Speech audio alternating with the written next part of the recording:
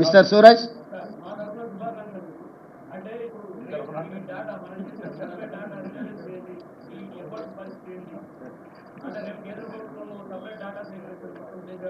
ఏ data సేకరించినా సూరజే ఉంటాడు, పొన్నం ప్రభాకరే ఉంటాడు కదా. వారు వీరు గారు, వీరు వారు గారు, వాళ్ళందరిని వచ్చి సేకరించమంటున్నాం. మేము ముందు నుంచి కూడా చెప్పినాం, అయ్యా మేము ఒక విధానంతోనే ఒక ప్రక్రియ ద్వారా సంపూర్ణమైన సమాచారాన్ని సేకరించడం, 97% జనాభా ఈ ప్రక్రియలో పాల్గొన్నారు, ఇవి లెక్కలని చెప్పినాం. కేంద్ర ప్రభుత్వం ఇంకా మెరుగైన ప్రక్రియ ఏదని చేపడితే మంచిదే కదా, మాకేం అభ్యంతరం లేదు. మేము ఇంటింటికి వెళ్ళి 150 కుటుంబాలను 150 ఇండ్లను ఒక గ్రూప్గా దానికి ఒక ఎన్యూమరేటర్ను పెట్టి 60 రోజులు సమయం ఇచ్చినాం. ఓ రోజు సూరజ్ ఏదైనా పని మీద పెళ్లికో పేరంటానికి పోతే కూడా తెల్లారైనా మళ్ళీ పోయి నమోదు చేయించుకొని రాని. దాంట్లో ఎవరైతే నమోదు చేయించుకున్నారో వాళ్ళు సంతకం తీసుకున్నాం. అధికారి ఆయన సొంతంగా రాసుకొని ఆయన సంతకం పెట్టుకొని రాలే. ఆ కుటుంబ పెద్ద దగ్గర, కుటుంబ వ్యక్తుల దగ్గర కూర్చొని ఆ కుటుంబ పెద్ద ఎవరు, కుటుంబంలో ఉన్న సభ్యులు ఎంతమంది, వాళ్ళు ఏ సామాజిక వర్గము, వాళ్ళకి ఏమేమి లబ్ధి పొందుతున్న ప్రభుత్వ పథకాలు, రాజకీయంగా ఏమైనా రిజర్వేషన్లు పొందినరా, అన్ని వివరాల ప్రశ్నపత్రంలో ఉన్నాయి. ఎవరు ఏది నిజం చెప్పినా అబద్ధం చెప్పినా, ఆస్తుల అప్పుల విషయంలో నిజాలు అబద్ధాలు చెప్పొచ్చు, కానీ కులాల వివరాలు ఎవరు కూడా అబద్ధం చెప్పరు. ఇది 100% నా సంపూర్ణమైన విశ్వాసము. కులాల లెక్క పక్కగా తేలిన తర్వాత సంక్షేమ పథకాలు ఎట్లా అమలు చేయాలనో ఆటోమేటిక్గా ఆ స్టేటస్ అనేది మన దగ్గరకు వచ్చేస్తుంది. కేంద్ర ప్రభుత్వం ప్రామాణికం. ఎప్పుడు కూడా ఎలాంటి డేటా అయినా గవర్నమెంట్ ఆఫ్ ఇండియా ప్రివేల్స్. ఇప్పుడు ఏ డేటా లేనప్పుడు నా డేటా ప్రామాణికం. కేంద్రమే ఒక ప్రక్రియను చేపట్టి ఇది డేటా రాష్ట్రాల వారి కానీ కేంద్ర ప్రభుత్వం ముందుకు వచ్చినప్పుడు ఆటోమేటిక్గా గవర్నమెంట్ ఆఫ్ ఇండియా ప్రివేల్స్.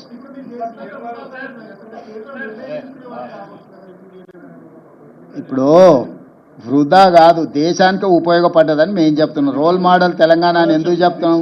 100 సంవత్సరాల నుంచి ఎవరు చెయ్యలేని పనిని, ప్రక్రియను తెలంగాణ రాష్ట్ర ప్రభుత్వం చేయడం ద్వారా చెయ్యడానికి ఏ విధి విధానాలు ఉండాలి, చేయడం వల్ల వచ్చే ప్రయోజనం ఏంది, చెయ్యకపోతే కలిగే రాజకీయ పార్టీలకు నష్టమేంది తెలిసింది. కాబట్టి ఈరోజు తెలంగాణలో సేకరించిన సమాచారం దేశానికి ప్రయోజనం చేకూరింది.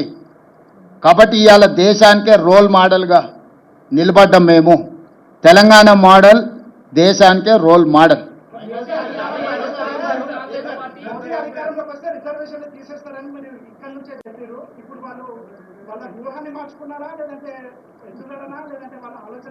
ఇప్పుడు సిద్ధు వాళ్ళు ఎందుకోసం చేస్తున్నా అనే దానికంటే దీనివల్ల ప్రజల ప్రయోజనం ఏందో చూడాల్సిందే. ఆ ఎన్నికల ముందు వాళ్ళు చేసిన ప్రయత్నాన్ని మేము తిప్పికొట్టినాం కాబట్టి, ప్రజలు కూడా తిప్పికొట్టి 240 సీట్లు ఇచ్చారు కాబట్టి రిజర్వేషన్లు రద్దు కాలేదు, రాజ్యాంగాన్ని మార్చలేదు. వాళ్ళు అనుకున్న 400 సీట్లు వచ్చినట్టే ఈ పాటికి దేశంలో రిజర్వేషన్లు రద్దు అయ్యేటివి, రాజ్యాంగం రూపురేఖలు మారిపోయేది, ఈరోజు కులగణన కూడా జరుగుండేది కాదు. ఆ రోజు ప్రజల్ని మేము అప్రమత్తం చేసినాం కాబట్టి వాళ్ళకి సంపూర్ణమైన మెజారిటీ ఇవ్వకుండా 240 సీట్లు ఇచ్చారు కాబట్టి సంకీర్ణ ప్రభుత్వంలో వాళ్ళు అనుకున్న ఎజెండాను అమలు చేయలేని పరిస్థితిలో ఇప్పుడు ఈ సంకీర్ణ ప్రభుత్వాన్ని కాపాడుకోవాలంటే కులగణన చేసి తీరవలసిందే. ఎందుకంటే అక్కడ బీహార్లో వాళ్ళతో సంకీర్ణ ప్రభుత్వంలో ఉన్న నితీష్ కుమార్ ఇతరులు ఈరోజు కులగణన చేయాలన్న డిమాండ్తో ఉన్నారు. మొన్నటి వరకు మీరు చెప్పిన నరేంద్ర మోడీ గారు బీజేపీ కులగణనకు వ్యతిరేకంగా మాట్లాడిండు కదా. రాజ్నాథ్ సింగ్ గారు అఫీషియల్గానే చెప్పిండు, సుప్రీంకోర్టుకి చెప్పిండు మేము చెయ్యము అని, అఫిడవిటే ఇచ్చిండు. ఎందుకు మారింది? మేము ఎన్నికల ముందు, పార్లమెంట్ ఎన్నికల ముందు ప్రజల్ని అప్రమత్తం చేసినాం కాబట్టి ప్రజలు మోడీకి సంపూర్ణమైన మెజారిటీ, ముఖ్యంగా 400 సీట్లు ఇవ్వకుండా తిరస్కరించడంతో by political compulsion he has decided to take up this issue. So మేము ఏదైతే ప్రయత్నం చేసినామో రాహుల్ గాంధీ గారి భారత్ జోడో యాత్ర దేశ ప్రజలకు ఉపయోగపడ్డది. ప్రతిపక్షం, మేము పాలకపక్షం వస్తే నిర్ణయాలు చేస్తాం, ప్రతిపక్షంలో ఉంటే ప్రభుత్వాన్ని ఒత్తిడి చేస్తాం. ఇదే కదా ప్రజాస్వామిక స్ఫూర్తి. మా ఒత్తిడితోని ఈరోజు కేంద్ర ప్రభుత్వం ముందుకు వచ్చింది, అమలు చేస్తుంది.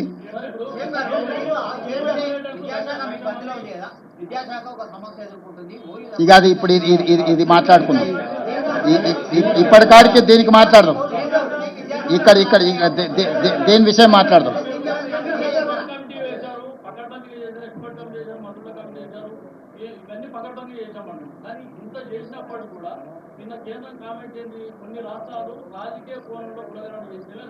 అవును,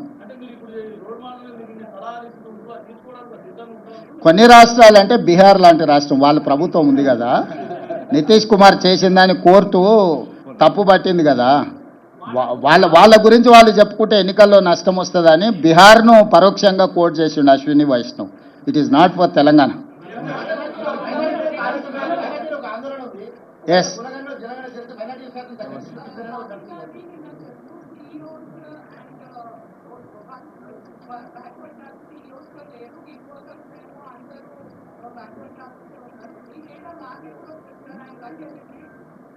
ఆయన ప్రధాన ప్రతిపక్ష నాయకుడు, ప్రజాప్రతినిధి కాబట్టి వారికి కొంత సమాచారం ఉంటుంది. మీరు ఈడనే ఉన్నారు లోకల్గా, you are live witness for everything. మేము డేటా అంతా ఇచ్చినాము, కొంత సెన్సిటివ్ డేటా షేర్ చేయడానికి లేదు. Data privacy act, head of a డిపార్ట్మెంట్లో ఎవరు ఉన్నారు ఏంది అనేది ఆ డేటా అంతా అఫీషియల్గా ఎప్పుడైనా అందుబాటులో ఉంటుంది.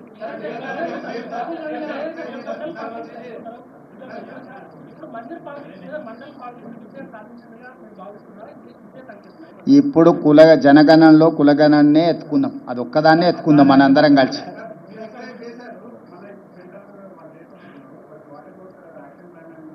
మా యాక్షన్ ప్లాన్ కూడా ఎక్స్పర్ట్స్ కమిటీని అపాయింట్ చేసినాం. We will take that experts committee suggestions and we will implement. Yes, it is there, it is under process. ఇప్పుడు ఈ ప్రెస్ మీట్ అనేది నిన్న కేంద్ర ప్రభుత్వం తీసుకున్న నిర్ణయం మీద రాష్ట్ర ప్రభుత్వం సహకారానికి సంబంధించి మీరు ఏ ప్రశ్నలు అడిగినా దానికి రిలేట్ చేసి అడగండి.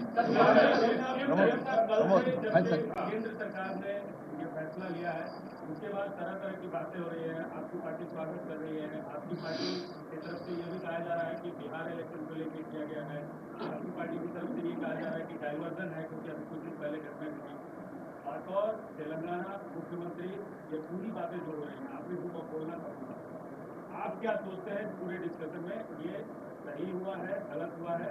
और जो दो बातें कही जा रही हैं आपकी पार्टी की तरफ से, डाइवर्जन एंड बिहार चुनाव को लेकर, उस पर क्या कहना?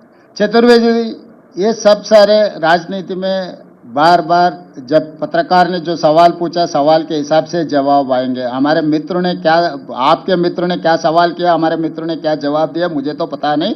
जहां तक मुख्यमंत्री होदा से मैं एक ही बात साफ कहना चाहता हूं, जो तेलंगाना पहले कदम उठाए, मोदी जी ने मान लिए तेलंगाना कदम सही है.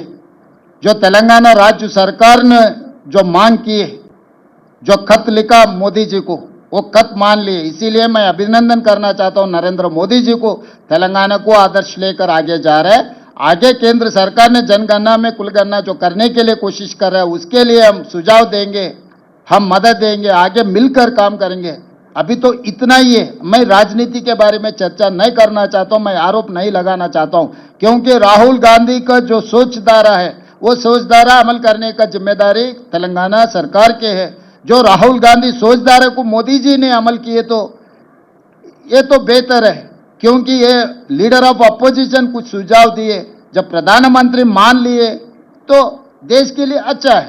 यहाँ ये मुद्दे को यहीं देखो, बिहार में क्या चुनाव हो रहा है, आगे सीमांतर के क्या होने वाले, सीमा पे क्या हो रहा है, ये सब सारे हम इस मौके पे हम ये सब सारे चर्चा नहीं करना चाहता हूं मैं.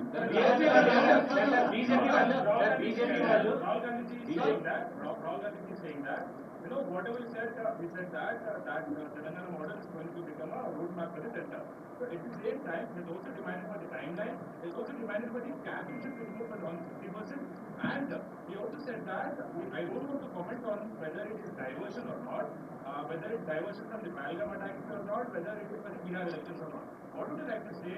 What would you like to demand? Would you like to demand timeline? Would you like to demand 50% Kashmir 50% to be removed? At the same time, the BJP saying that the Congress did the cash census for the diversion, and also they did it for the political gains, political objectives. भाई ये अभी मैं वही बोल रहा हूँ ना, इन लोगों को पता नहीं है मोदी क्या सोच रहा है, किसको फॉलो कर रहा है. ये छोटे छोटे लोग ये गलियों में कुछ ना कुछ कहते रहते हैं. किशन रेड्डी, संजय जी जो कह रहे हैं, आपको ज़्यादा ध्यान मत दो, क्योंकि केंद्र सरकार में क्या हो रहा है, मोदी जी क्या सोच रहा है, मोदी जी किससे मिल रहा है, किससे सुझाव ले रहे हैं, इन लोगों बच्चों को कोई पता नहीं है. सो ये बच्चों के बातों में हम नहीं पढ़ना चाहता है. जो केंद्र सरकार ने जो काम कर रहा है वो सही किए तो हम लोग सही काम को हम पहचानेंगे. राहुल जी कल He has appreciated Narendra Modi and union government. Once my leader is appreciated union government, then there is no point to going back. Ashish.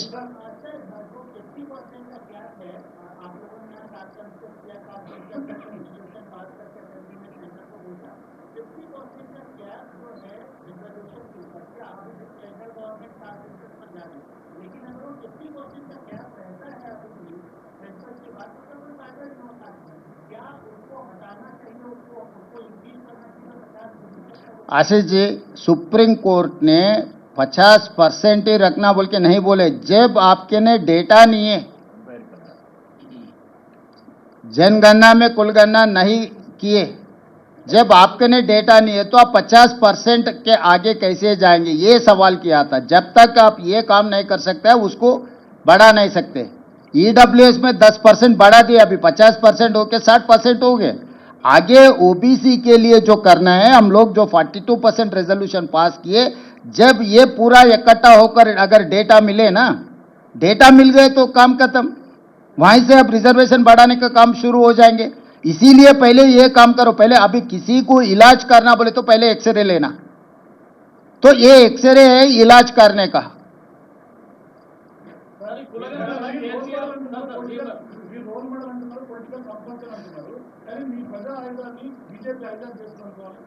దేశ ప్రజలకు ఉపయోగపడ్డప్పుడు ఎవరు మమ్మల్ని ఆదర్శంగా తీసుకున్నా మాకేం అభ్యంతరం లేదు. ప్రపంచమే మేము కాంగ్రెస్ పార్టీ స్వతంత్రం కోసం కొట్లాడినప్పుడు ప్రపంచ దేశాలు చాలా వరకు మమ్మల్ని ఆదర్శంగా తీసుకొని కొట్లాడినరు. మహాత్మా గాంధీ కాంగ్రెస్ పార్టీ ప్రెసిడెంటు, శాంతి ద్వారానే ఒక పెద్ద యుద్ధాన్ని గెలిచిండు. హింస లేకుండా యుద్ధాన్ని గెలవడం ప్రపంచంలో ఎవరైనా సాధించిండ్రా? మహాత్మా గాంధీ గారు హింస అనేదే లేకుండా ఒక యుద్ధాన్ని గెలిచి ఒక దేశాన్ని స్వతంత్రం ఇచ్చిండు. ప్రపంచమంతా దాన్ని, నేను నిన్నగా మొన్న జపాన్ పోయిన, హిరోషిమా నగరంలో మహాత్మా గాంధీ గారి ఎక్కడైతే న్యూక్లియర్ బాంబు ప్రయోగించిందో అక్కడనే మహాత్మా గాంధీ గారి స్టాచ్యూ పెట్టుకొని వారిని ఆదర్శంగా తీసుకొని, జపాన్ దేశానికి సైన్యమే లేదు తెలుసు కదా, శాంతి ద్వారా ప్రపంచాన్ని జయించవచ్చని గాంధీజీని ఆదర్శంగా తీసుకుంటే గొప్పగా అనుకోవాలి తప్ప దాన్ని తప్పుగా ఎందుకు అనుకుంటాము? ఈరోజు రాహుల్ గాంధీని నరేంద్ర మోడీ గారు ఆదర్శంగా తీసుకుంటే అది ఒక గొప్ప విషయము.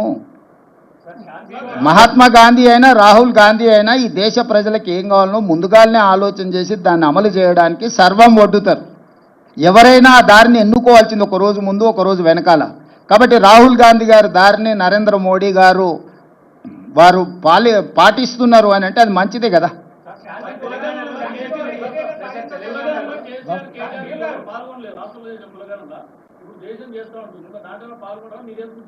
నేను అనేది ఏంటంటే లేనోడు లేనట్టే, ఎందుకే మనకి చర్చ. వెనకటికి ఆయన ఒకటి చేసినప్పుడు చెప్పిండు కదా, ఉన్నోడే ఉన్నట్టు లేనోడు పోయినట్టు అని చెప్పిండా. సమగ్ర కుటుంబ సర్వే చేసినప్పుడు నమోదు చేయించుకున్నోడే ఉన్నట్టు, నమోదు చేయించుకోకపోతే పోయినట్టు అని వారు అన్నారు కదా. వారికి స్పష్టత ఉంది, కొండలు నీకెందుకు లేదు?